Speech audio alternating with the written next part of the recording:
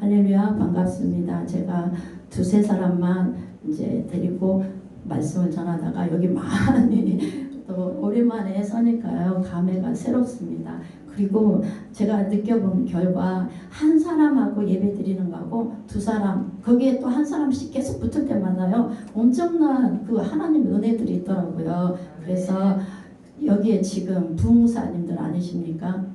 그렇게 영역이 충만하신 또 항상 은혜 자리에 계시는 여러분들 이렇게 같이 예배를 드리는데 많이 뜨겁고 또 부럽기도 하고요. 그러나 하나님께서는 또 저를 통하여서 저를 또 훈련시키시는 방법이 있더라는 거죠. 그래서 그것에 또 만족하며 이제 하나님의 때를 기다리고 있습니다. 여러분들 기도해 주셔서 너무 감사합니다. 오늘 갑자기 그런 생각이 들더라고요. 이제 일부 예배 때 말씀을 들으면서 그렇구나, 하나님께서 광양에 좀 목사님을 훈련을 시키셨잖아요. 그 지하에, 남들이 다 싫어하는 지하에. 왜냐하면 여름에 곰팡이 피죠. 공기 안 좋죠. 그래서 나는 건강 때문에 지하에서 못하겠어.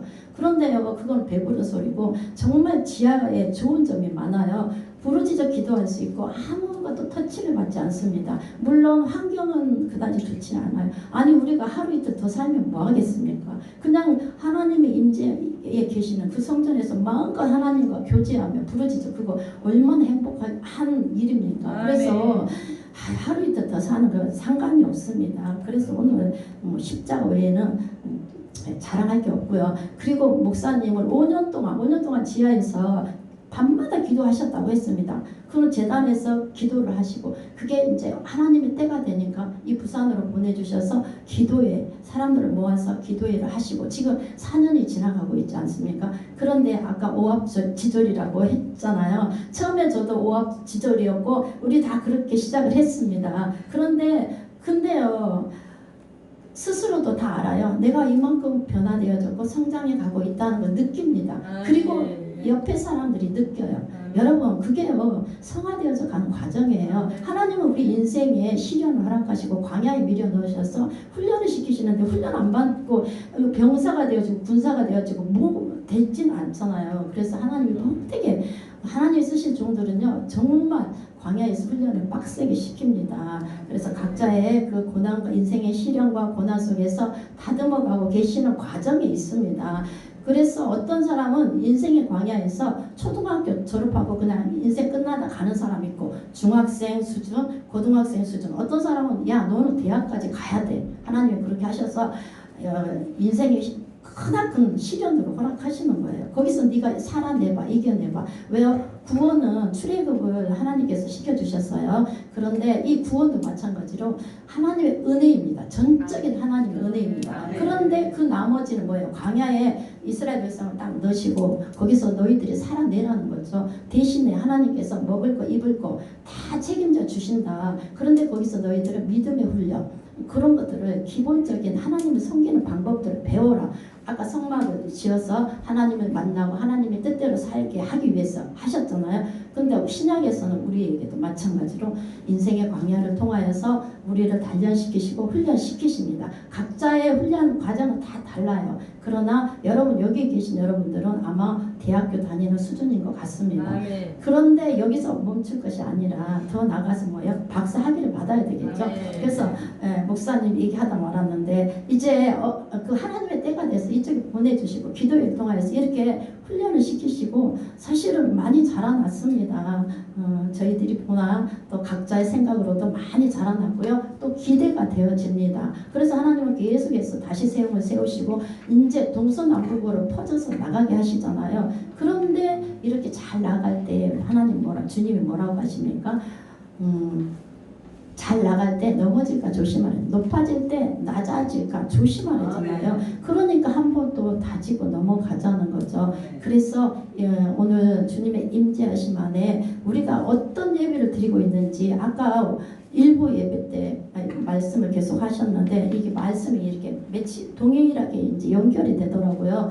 그래서 하나님이 찾으시는 예배자가 되어져야 되는데, 여러분, 우리가 처음에 예수님을 믿고 그 첫사랑들이 다 있잖아요. 뜨겁게 주님을 만났잖아요. 그래서 주님의 임재하심 안에 예배 드렸던 그런 기억들이 있을 것입니다. 그런데 시간이 많이 지나서 어느 선에서 지금 타성에 젖어서 그냥 예배니까 당연히 드려야 되니까, 그리고 또 주의 종으로서 이 양들을 먹여야 된다는 이게 뭐라고 강박관념이라 해야 될까요? 이제 내가 준비해서 먹여야 되는 부담감들이 많이 있습니다. 그래서 내가 하나님의 임재 안에 깊이 들어가는 것을 놓쳐버릴 때가 있더라는 거죠. 그래서 먼저 이 하나님께서 맡겨주신 사명을 감당하려면 내가 하나님의 임재하심 안에 들어가야 된다는 거죠. 그래서 그 하나님의 지성소, 성막에서 지성소까지 들어가야 된다는 거예요. 그런데 많은 사람들이 성소에서 머무르다가 이 지성소까지 들어가지 못하고 하나님이 부르시면 천국에 갈 수밖에 없는 그런 사람들이 더 많더라는 것입니다. 그래서 우리는 기왕이면 지성소까지 들어가서 하나님의 임재 안에 들어가서 하나님께서 거기서 우리에게 말씀을 하셨습니다. 그러나 예수님께서 휘장을 갈라주심으로 우리는 바로 하나님의 임재가 있고 우리가 또 기도하거나 찬양 예배를 통해서 하나님을 만납니다. 그러면 이제 다시 한번 우리가 마음에 각성이 일어나서 그때 임재, 정말 그 주님의 임재가 느껴지므로 눈물을 흘리며 회개하며 하나님 앞에 드려졌던 그 시간들을 통해서 여러분이 여기까지 오셨을 건데, 회개가 있어야 부흥의 역사도 있습니다. 지금 여러분들이 다시 세움을 통해서 부흥의 역사를 일으키려고 다니시지 않습니까? 그러니까 개인적인 기도의 제목을 갖고 다니시는 게 아니잖아요. 이 나라와 민족이 살아나야 되겠고 우리의 자녀들이 살아나야 되겠고 뭔가 하나님의 일을 해야 되니까 여러분들이 이렇게 불같이 일어나서 매달 그렇게 다니시지 않습니까? 피곤해도 힘들어도 그것을 다 이겨내고 극복하시면서 다니시는 거예요. 그러니까 하나님께서 여러분들을 주목하고 계신다는 거예요. 그러니까 목사님을 통해서 이 일을 이루시는데 목사님의 5년 동안의 그 눈물의 기도, 얼마나 힘들고 괴롭고 때로는 얼마나 포기하고 싶었겠습니까? 그럼에도 불구하고 그 기도를 채워냈을 때에 하나님께서 이런 역사들을 누군가를 통해서 누군가의 희생이 있었다는 거죠. 그 희생을 통해서 지금 이런 놀라운 역사들을 하나님께서 하고 계시고 또한 기대가 많이 됩니다. 왜냐하면 여러분은 계속 도전하잖아요. 한계를 뛰어넘는 도전들이 있잖아요. 그래서 하나님께서 반드시 여러분들을 들어 사용하여 주실 줄 믿습니다. 그래서 이 예배가 하나님께 드려지는 예배인데, 아까 성막을 하셨잖아요. 그래, 성막에 이제 그 테두리는 다 하셨고요. 제가 성막을 1년 동안 공부를 했습니다. 그래서 이 성막을 통해서 우리 성도들이 어떤 마음을 가지고 하나님을 섬겨야 되는지, 그리고 신앙생활은 어떻게 해야 되는지, 그리고 이 교회라는 것이 어떤 곳인지, 성도들은 또 어떻게 연합을 해야 되는지, 이런 것들을 이제 제가 배웠습니다. 그런데 아까 얘기하신 것처럼 우리 번제단을 양의 문을 지나서 이제 번제단에 들어가서 자기의 죄들을 다 전가를 시킵니다. 그래서 양, 소 잡아서 다 죽이죠. 그리고 이제 제사장이 물동 앞에 가서 손과 발을 씻습니다. 그리고 성소로 들어가죠. 구약에는 그렇게 했어요. 근데 신약에는 우리가 이제 예수님이 바로 하나님이 교회를 허락하셨고, 교회에서 우리는 예배를 통해서, 찬양을 통해서, 기도를 통해서 하나님을 만납니다. 자, 그런데 성소에 들어가면 우리가 지금 이제 신앙의 수준이 성소에 들어간 주의 종들입니다. 그래서 이 성소에 의미가 있습니다. 촛대가 있고요. 이쪽에는 떡상이 있습니다. 그리고 가운데 휘장 앞에는 향로가 있어요. 금향단이 있습니다. 자, 여러분, 이 촛대의 의미가 있어요. 여기 성소에는 어두워요. 창문이 하나도 없어요. 그러니까 빛은 오로지 이 촛대에서 그 촛대의 불로만 밝힙니다. 이런 게 또 이제 의미가 있다는 거예요. 그러니까 너희는 세상의 빛이 되어져라. 어두움을 깨고 빛을 비춰줄 수 있는 그런 성도들이 되어라. 이런 의미가 있고요. 이제 간단하게 얘기하면, 그리고 떡상은 이게 곡식을요 가루로 빻아요. 고운 가루가 되어져야 합니다. 그러니까 성도들이 그 곡식들이 다 모여서 가루가 되어서 서로 연합하라는 거죠. 부서져야 돼요. 그러니까 내 고집, 아집, 나의 막 속성, 악성, 독성, 육성 이런 것들이 박살이 나야 되는 거예요. 그러니까 부딪히면서 갈려서 고운 가루가 돼요. 거기다가 물을 넣는 게 아니라 기름을 넣으래요. 하나님은. 그래서 기름을 넣어서 반죽을 하래요. 그러니까 하나가 되어져 연합해야 된다는 거죠. 반죽이 되어져서 어떻게 합니까? 구워집니다. 철판에. 그러니까 죽어야 되는 거죠. 오늘 사도 바울이 고백한 것처럼 내가 죽어져야 누군가가 살아나거든요. 그래서 그런 의미가 있다. 그래서 하나님께 드려지는 거예요. 그리고 향단에는 향재료가 4가지가 있습니다. 하나님이 이걸 이렇게 하라고 뭐 나감향, 마드향, 소합향 또 막 이런 4가지가 있는데 거기에 반드시 유황을 섞으라고 합니다. 이 유황은 살균 작용, 그러니까 변질되지 않도록 하는 거죠. 그런 효능이기 때문에 하나님의 그 뜻이 있다는 거예요. 그리고 소금을 거기다 또 넣으라고 합니다. 소금은 뭐예요? 부패되지 말. 그러니까 성도들 너희들이 마음이 변질되거나 부패되지 말라는 거죠. 그래서 성전 안에는 모든 게 기물이 아까 금으로 다 되어 있다 했잖아요. 그러니까 영원히 변치 않는 하나님이 우리를 향하신 언약의 말씀들이 변치 않듯이 우리의 마음도 변치 말라 이런 의미들이 있다는 거예요. 그런데 이제 이 성소에서 그쳐질 거, 그리고 이 향로에서 이 향을 태우는데 이 향은 뭐예요? 성도들의 기도라는 거예요. 그러니까 이 기도가 그러니까 촛대에도 계속 제사장이 기름을 준비해야 됩니다. 절대 떨어지면 안 돼. 이 불이 꺼지면 안 돼요. 그리고 향로에서도 이 향이 계속 타올라야 됩니다. 그러니까 이거는 뭐냐면 성도들의 기도라는 거죠. 그리고 1년에 대속죄일에 대제사장이 한 번 들어가잖아요. 그러니까 휘장 밑으로 이 향이요 싹 다 스며들어서 거기에 가득 채워질 때 휘장으로 들어갈 수 있어요. 그 전에는 들어가지 못합니다. 그렇게 채워서 그럴 때 하나님이 받으시는, 그래서 그 대제사장이 들어가서 하나님과 이제 하나님의 말씀을 받는 거죠. 이런 것들이 있다는 거예요. 그럼 오늘날 이게 그대로 바뀌어서 바로 이 성전에서 이런 예배당에서 이런 놀라운 역사들이 일어난다는 거예요. 그러니까 우리는 이 예배를 어떻게 드려야 됩니까?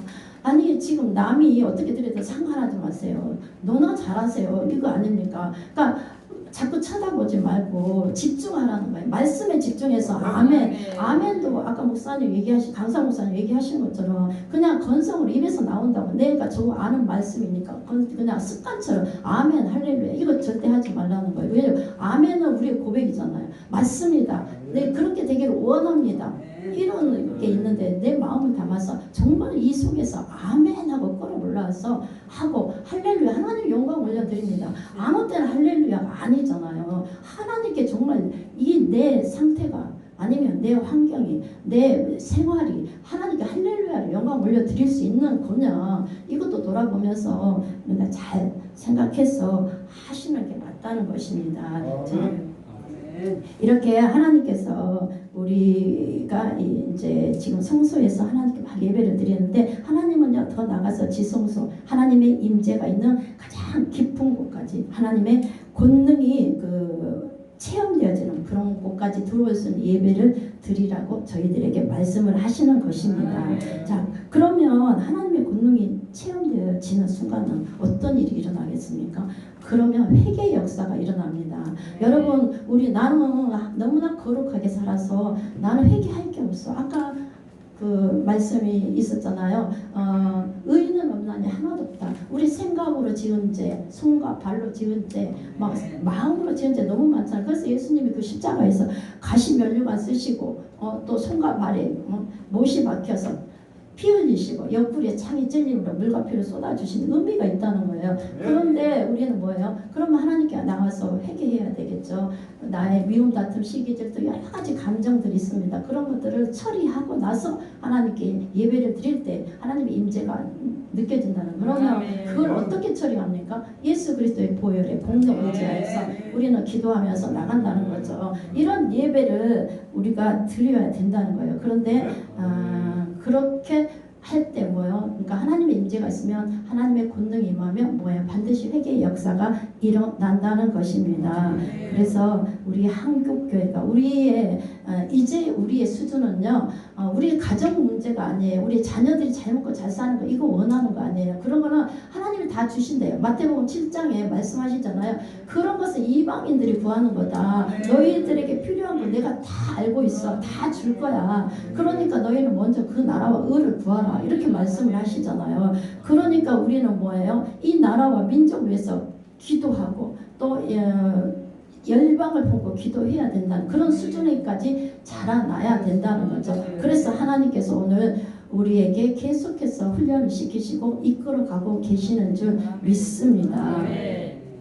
그래서 이렇게 되려 우리 대한민국이 우리 한국교회가 다시 한번 부흥의 놀라운 역사가 일어나려면 뭐가 있어야 될까요? 딱 두 가지가 있다고 생각이 되어집니다. 첫 번째 뭐냐면 교회를 뒤흔드는 시련. 그러니까 지금 우리 나라뿐만 아니라 영국도 지금 기독교가 다 무너져 갔고요. 미국도 마찬가지고 유럽도 마찬가지고 그 옛날에 1904년도에 일어났던 놀라운 부흥의 역사가요. 그 미국으로 막 남아프리카로 인도로 또 그래서 우리나라에도 지금 부흥의 역사가 1907년도에 있었지 않습니까? 그런데 이런 것들이 지금 많이 무너져 가고 있다는 거예요. 우리가 알다시피 우리가 말세를 사는데 말세 지말이라고 하잖아요. 그러니까 우리의 모습은 그러니까 지금 남의 문제가 아니라 우리 자신의 모습이 어떠한지 한번 살펴보자는 거죠. 그리고 내가 회개하고 그리고 부르짖어 기도할 때 하나님께서 이 대한민국을 가만히 두시겠습니까? 반드시 주의 종들을 남긴 자들이 있다고 했습니다. 하나님의 나라와 그 역사를 이루어 가실 때 하나님은 꼭 위기 때에 영웅을 세우시고 선지자들을 세우셔서 하나님의 일들을 해나갈 수 있도록 역사하셨습니다. 그렇다면 이 마지막 시대에 우리에게도 기회가 주어지지 않았겠습니까? 그러니까 여기서 우리가 정말로 변화되어져야 된다는 거죠. 안 돼요. 잘 안 돼요. 정말 잘 안 됩니다. 그러나 한계를 뛰어넘으라는 거죠. 넘어져도 다시 일어나고 7번 넘어져도 8번 다시 일어나고 실패해도 다시 일어나고 여러분 구약 성경 쭉 읽어보셨잖아요. 이 구약 성경이 그냥 다 성공한 것만 있던가요? 아니잖아요. 다 실패를 겪었습니다. 실패를 딛고 다시 일어나고 근데 그 뒤에서 하나님이 역사하시잖아요. 하나님의 손길이 있어서 넘어진 자를 다시 찾아가서 이렇게 세우시고 그렇게 하면서 이 구약의 역사가 지금까지 이어가고 있지 않습니까? 우리 인생도 마찬가지로 실패하고 실수할 수 있고 잘 안 돼요. 그러나 어떻게 해요? 그럼에도 도전을 하는 거죠. 한계를 뛰어넘는 거죠. 이 한계가 있기 때문에 우리 도전할 가치가 있다는 거죠. 그래서 일어나서 늘 도전하며 나가는 자들을 하나님은 주목하고 계신다는 거죠.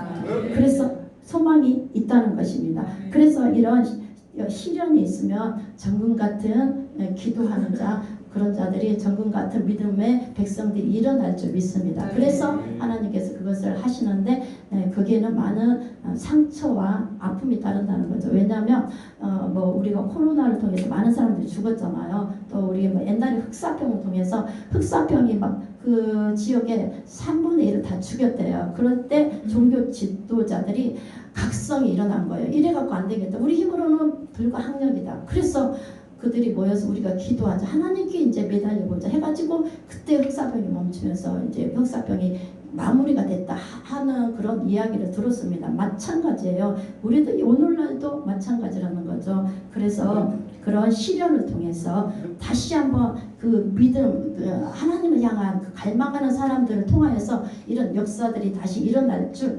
믿습니다. 그래서 시련이든지 아니면 부흥이죠. 부흥은 하나님께서 강력하게 하시는 건데 하나님께서 하시는 건데 누구를 통해서 여기는 꼭 희생이 필요합니다. 아까 얘기한 것처럼 누군가의 눈물의 기도, 오래 인내하고 참고 그러니까 환난은 인내는 연단은 소망을 낳는다. 로마서 5장 말씀이지 않습니까? 그런 거죠. 이 과정을 통과한 사람, 그 사람 소망의 사람을 통하여서 하나님께서 부흥의 역사를 이루시는데 이런 것들을 통해서 하나님께서 역사를 하신다는 거예요. 그러면 오늘 사도 바울을 하나님께서 왜 사용하셨을까요? 오늘 본문에 그 비결이 나오는데 이렇게 얘기하고 있지 않습니까? 세상이 나를 대하여 십자가에 못 박히고 내가 또 세상에 대하여 십자가에 못 박혀 죽어버렸다 이랬습니다. 그러니까 세상이 나를 대하여 십자가에 못 박히고 세상에서 나는 이제 잊혀진 사람이 됐다. 그리고 내가 또한 세상에 대하여 십자가에 못 박혔다. 이러면서 17절에 이후로는 누구든지 나를 괴롭게 하지 말라. 내가 내 몸에 예수의 흔적을 지니고 있노라. 아멘. 여러분 십자가의 흔적이 다 여러분들에게 있지 않습니까? 그 십자가의 그 흔적을 다시 일깨우시고 정말 다시 한번 믿음으로 하나님 앞에 온전한 다시 순수한 믿음으로 드려졌으면 좋겠습니다. 자, 그러면 도대체 성령님은 언제 역사하시느냐가 중요하겠죠.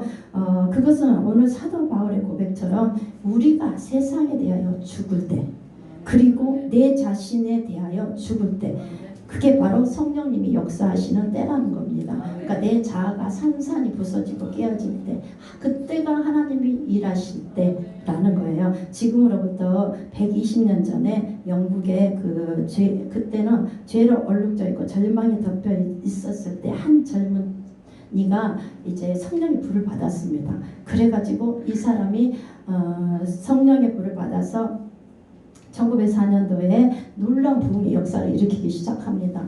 이 사람이 13살 때 웨일즈 탄강촌에 일을 하기 시작했습니다.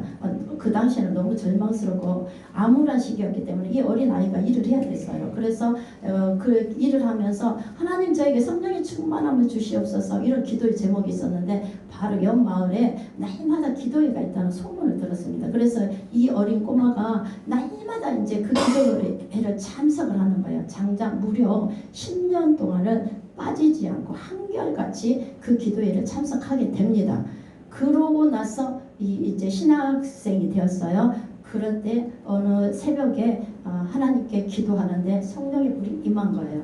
그래서 이 사람이 이제 담임 목사님에게 가서 성령님이 저에게 주신 말씀이 있는데 한 번만 설교를 좀 하게 해달라 이래가지고 담임 목사님이 그러면 시간 있는 사람 아무나 하겠다 해가지고 겨우 허락을 받아서 이제 성도들이 다 가고 17명이 남았더랍니다. 그런데 이때 이제 성령님께서 주신 말씀을 회개해라, 뭐 세상에 빛이 되어라, 막 이런 설교 몇 가지를 가지고 막 했는데요. 그때 거기서 뒤집어지는 거예요. 17명 모두가 다. 그래서 회개 역사 일어나고 회심하고 그들이 성령의 불을 받은 거예요.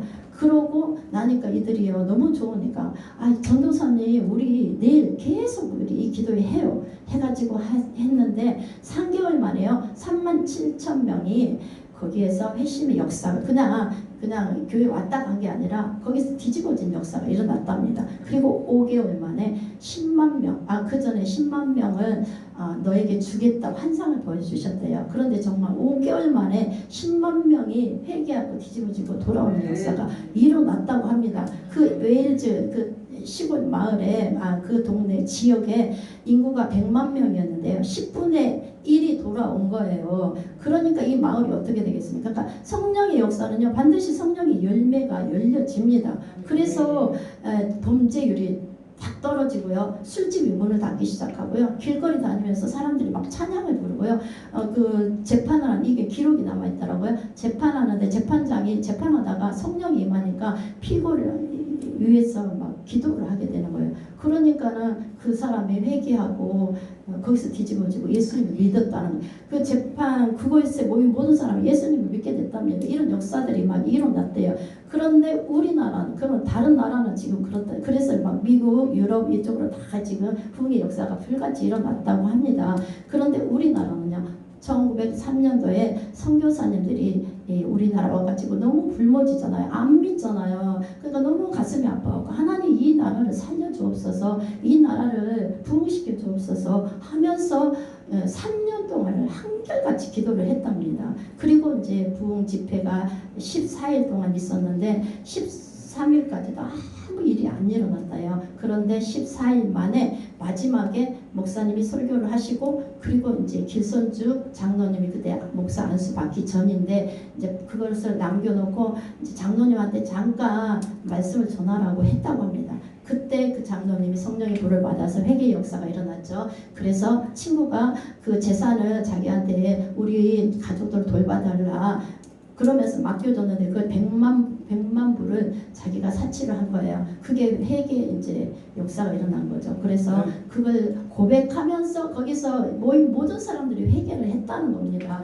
그래서 우리의 평양의 대부흥의 놀라운 역사가 일어났다는 거예요. 그래서 그런 일들이 일어나는데 이 마지막 시대 하나님이 원하시는 게 뭐냐 이거죠. 바로 이런 역사를 일으키시려고 하신다는 거예요. 그래서 지금 우리 같은 사람들 정말 오합지졸 같은 우리 사람들이라도 모여서 여기서 훈련을 시키신다는 거예요. 그리고 자라나게 하시는 거죠. 그 안에서 또 뽑아서 뭐 또 지도자로 세우시겠죠. 그래서 하나님의 놀라운 역사를 이루어 가시는데 우리나라는 반드시 소망이 있습니다. 왜냐하면 동방의 빛으로 하나님이 마지막 시대에 삼으실 줄 믿습니다. 그래서 저 이스라엘까지 그러니까 여기 북한을 지나서 중국을 지나서 뭐 시베리아를 지나서 저 예루살렘까지 이 복음을 들고 갈 수 있도록 하나님께서 지금 사람들을 찾고 계신다는 거예요. 그 중에 한 사람이신 줄 믿습니다. 잘 준비하셔서 하나님이 딱 가라 하실 때 이제 일본이 열렸잖아요. 마다카르카스다. 거기도 이제 여러분들 가실 건데 그렇게 열린다는 거예요. 그러니까 하나님이 함께 하신다는 증거에 열매를 보아 알라고 했잖아요. 그러니까 여러분 이 성령의 열매를 보시면서 소망과 희망을 가지시기 바랍니다. 자, 이렇게 하나님께 쓰임 받으려면 우리가 준비가 되어져야 되겠죠. 자, 그러면 우리가 제일 먼저 뭘 버려야 되냐 하면 그러니까 우리 자아가 죽어야 돼요. 지금 우리는요 세상에 대해서 죽었어요. 뭐 좋은 집, 좋은 차, 막 이런 거 원하지 않잖아요. 막 좋은 옷, 비싼 옷 이런 거 지금 욕심 안 나요. 그런데 뭐예요? 내 자아가 아직 살아있다는 거예요. 안 깨졌다는 거예요. 깨지고 부서지고 해야 되는데 아직도 살아있어서 혈기가 나고 그리고 좋은 일 해놓고 뭐예요? 딱 만약에 이렇게 예배를 은혜를 막 받으면서 예배를 딱 드렸어요. 딱 나가면서 만약에 신발이 없어졌다. 그러면 누가 내 신발 가져갔어 하면서 막 짜증을 내잖아요. 그러면 이거는 성령의 열매가 아니잖아요. 그냥 하나님 감사합니다. 맨발로라도 가겠습니다 하고 가는 거 그게 성령의 열매라는 거예요. 그런 모습으로까지 되어져야 되는데 우리 그거 잘 안 되잖아요. 아직까지 안 되잖아요. 혈기가 먼저 나오고 분노가 너무 먼저 나오고 불평 불만이 나오고 내가 죽어야 되는데 내가 먼저 죽어야 되는데 다른 사람이 문제가 아니라 내가 문제라는 거죠. 하나님 그래서 하나님의 역사를 일으키시는데 꼭 한 사람씩은 붙여요.